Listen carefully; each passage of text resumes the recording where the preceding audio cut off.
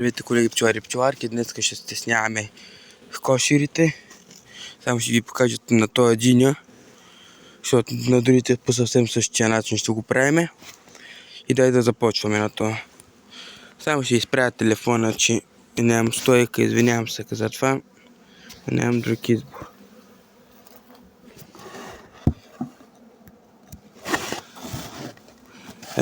Една медова съм изкарал, защото следващата тя не пак с мед, ама има пилички. Тук си има малко. Тук има бая. Тук майката не мога да я видя.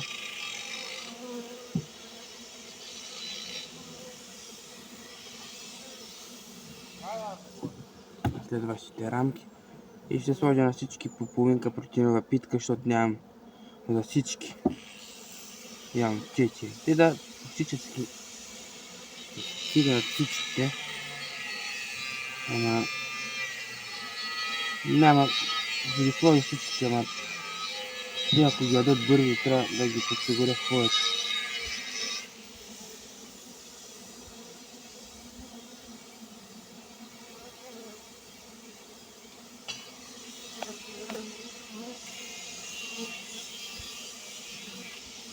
Още майката не мога да я видя. Има пиличка с прашец. Има и пило тук. Не знам дали се вижда тук. Тази част и тук има пило. Ето ги тук. Мъничко колкото пачка. Има това има значи майка, това семейство.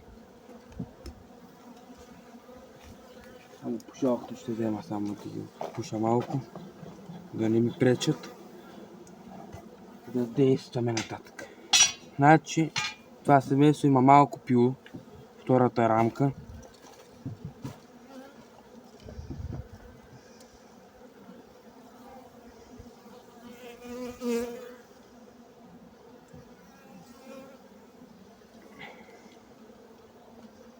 И тук също има на тази рамка пил и от тази страна.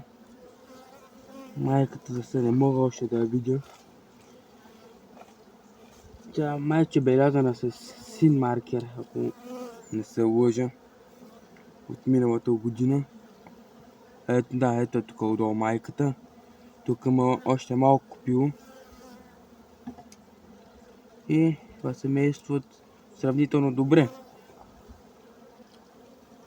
Те две рамки има пило. Само една майче само ще мана за стеснението. Това последното преградна дъска ще го направя на 4 рамки. Само е тази питка, въглехидратната ще ми е мана. И ще сложа протеинова. А тази последната е такава преградна дъска.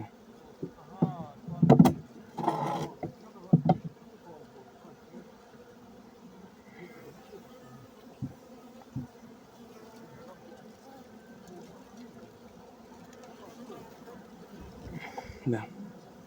И тая медова. Тая пита с добри запаси от мед. Както мога да видите. И семейството го ставяме на 4 рамки. Ето тук медова. Е тази.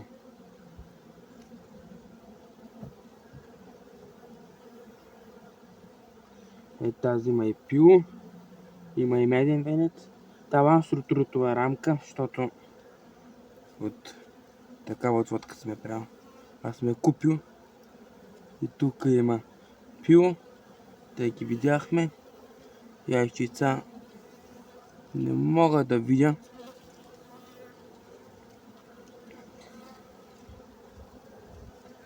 И това семейство оставяме в лявата част.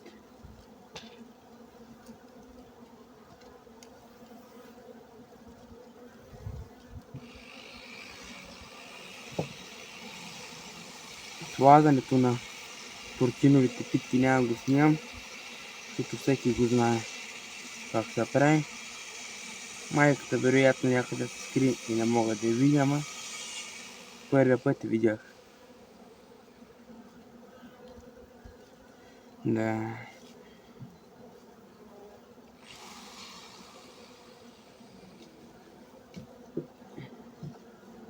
И тя също е добра медова.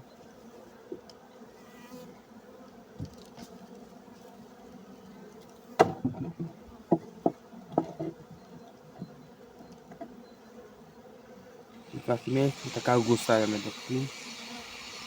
Само взема на елончето. Временно само и да взема такива напитка. Пак ще снимам, да, защото да видите и това.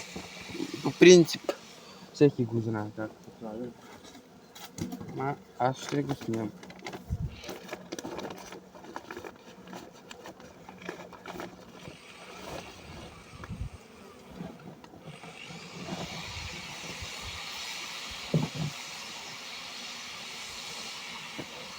Даже ще донесе. Нея се сложа от тази страна тук. Е така крайна.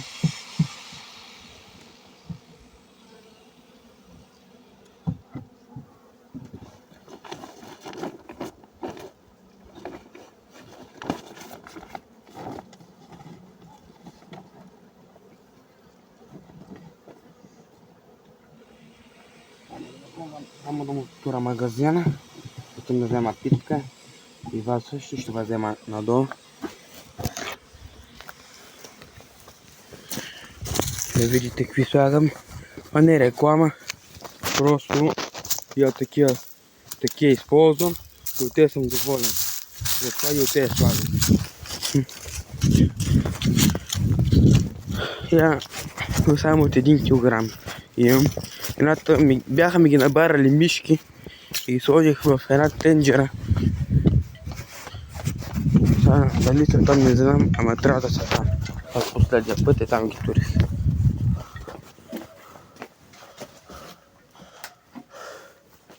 Но отгоре има хранилки. Само една се намери. Другата не мога да намеря някъде тук. Ама той ще разбили на 4 части. Ама колкото да имат, пак ще поръча други. Аз за пусто пиям, ама това няма да пием чак доста. Чакай да се върна пак да взема една така хранилка, ако намеря. Защото и сироп ще започнем да сипваме. Ще се връщам пак. Те бяха малче някакви. Долу-долу.